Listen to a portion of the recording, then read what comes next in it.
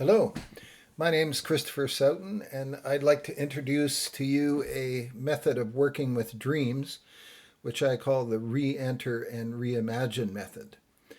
This method is very experiential, it's client-led, it's non-analytical and non-interpretive, by which I mean the work is done experientially from inside the dream rather than standing outside the dream looking at it and saying, I wonder what that means.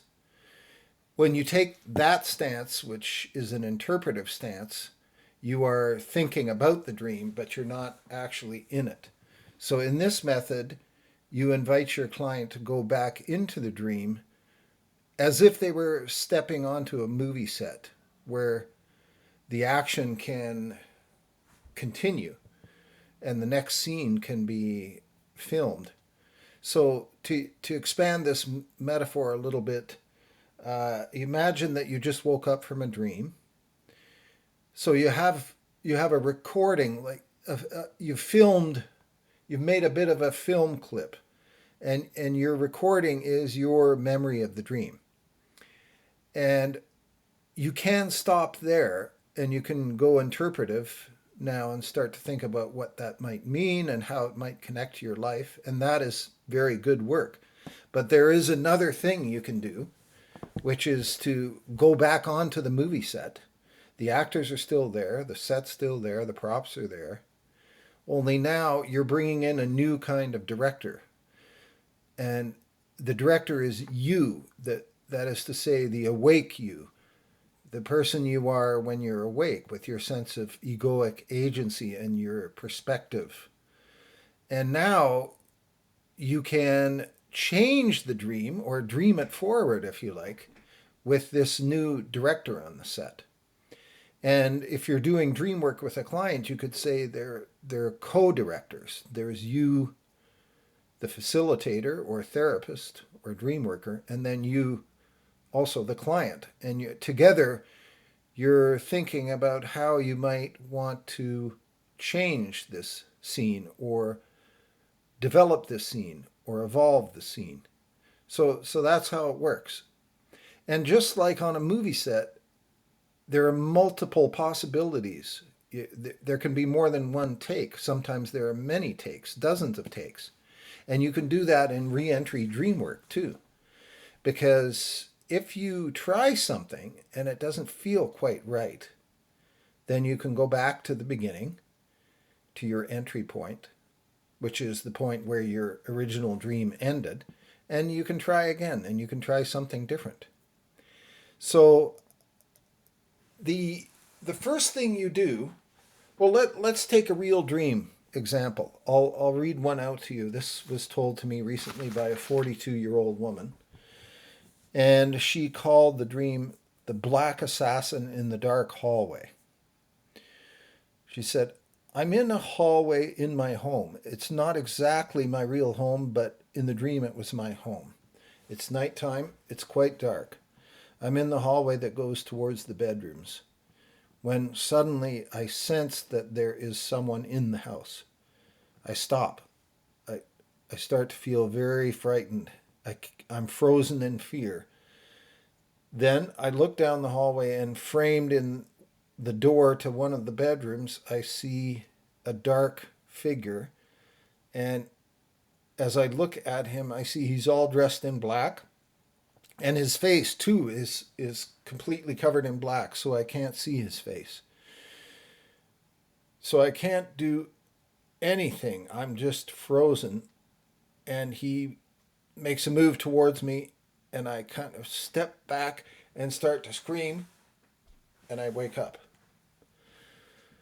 So, a pretty nasty nightmare it was for her. A very frightening experience and a very common type of dream. So here's how I work with it using this re-entry and reimagine method, or RARE for short.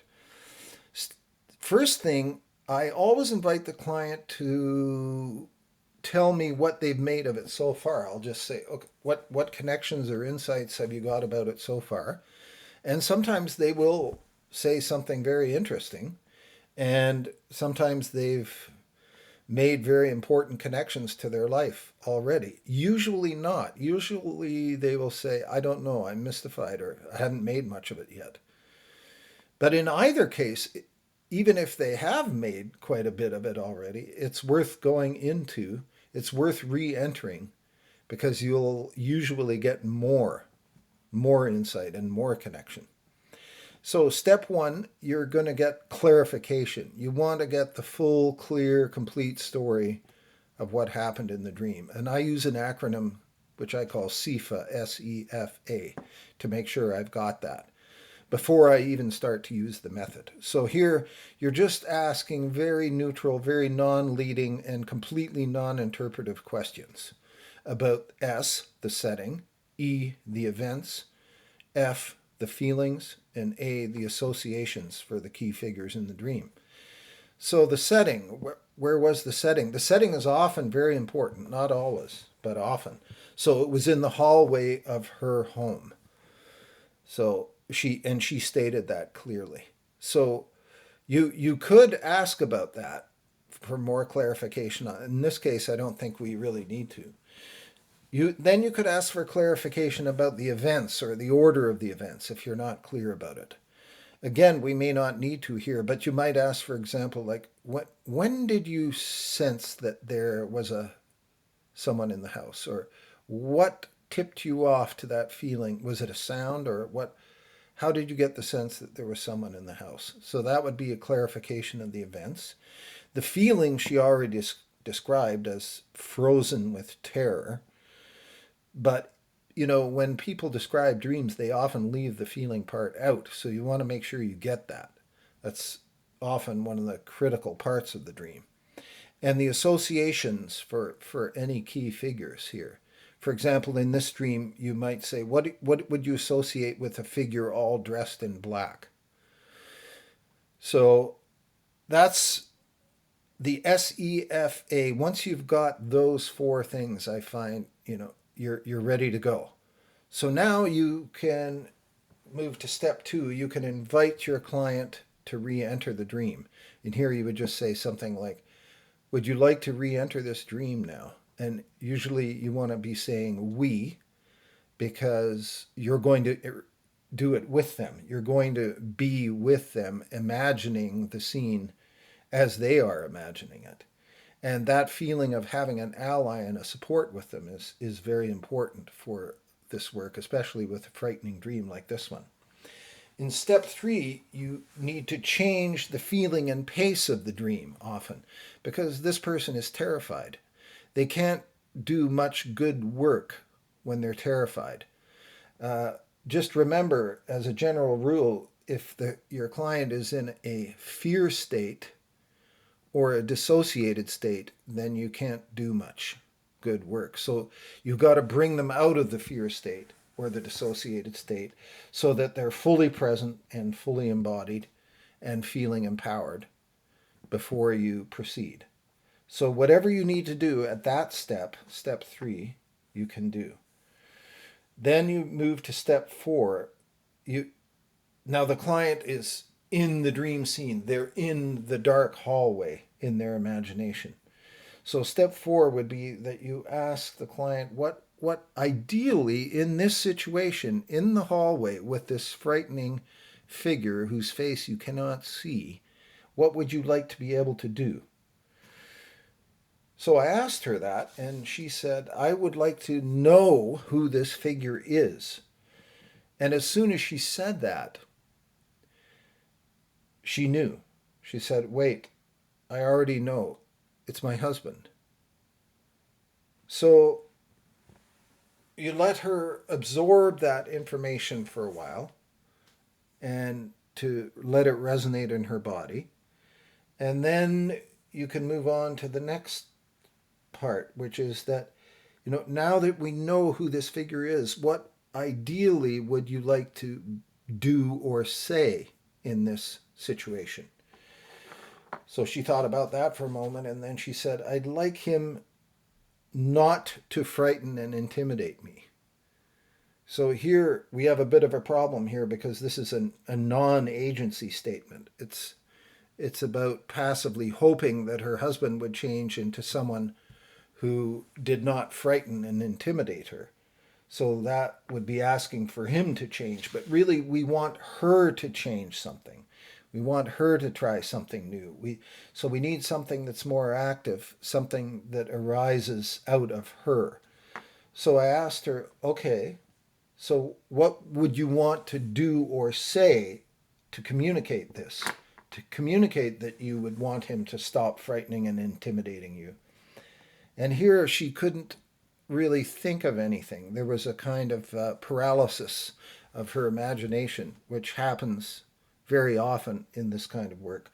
So that's okay. It just means that some active facilitation is needed now from you, the dream worker or the therapist. So you do not want to miss this opportunity, because the dream has set the stage for her to create some new possible reality about this problem of being intimidated by her husband. So the new reality is going to begin on the purely imaginal level, literally by her imagining something new, but kind of re-scripting a new scene. So, so I asked her, I suggested something here. I said, perhaps you could say, stop intimidating me, or stop frightening me. So she said that, not very strongly at first, but I asked her to try it a couple more times, and it got stronger and stronger. And then it spontaneously led to two more statements, which were, you have no right to do this, and I will not tolerate this anymore. Now, these were new things for her to state. You could feel new ground being walked over and new connections and circuits being made in her brain. So now she has a newly imagined scene that feels good. It makes her feel stronger. It makes her feel braver and more present. So I asked her to try the whole sequence again, just to start practicing it. And every time she did it, it sounded more certain, more embodied, more powerful. So I could see that a change was happening. So I moved. That was step 5 now. So now moving on to step 6, I invited her to come out of the scene and come back into being present in the session with me. And then step 7, I asked her if any new insights or connections had arisen in the experience of doing this work. And the insight was that the realization of just how frightened she was of this man, which is a hard thing to realize, and it's a hard thing to admit to oneself, and it's a hard thing to confront and actually do something about. But the dream made her very aware of the importance, the need to tackle this problem more directly, more proactively, which is what we then went on to talk about, how she could do that. In other words, how she could translate the change that had started imaginally into her actual waking life. And then step 8, and the final step, I asked her to repeat this sequence on her own at home several more times over the next few days. The rehearsal or the repetition is very, very important in this work, because that's the way the human brain works, by developing networks, and the more you use them, the stronger they become. So now that is the technique. I just walked you through it there, and those are the steps.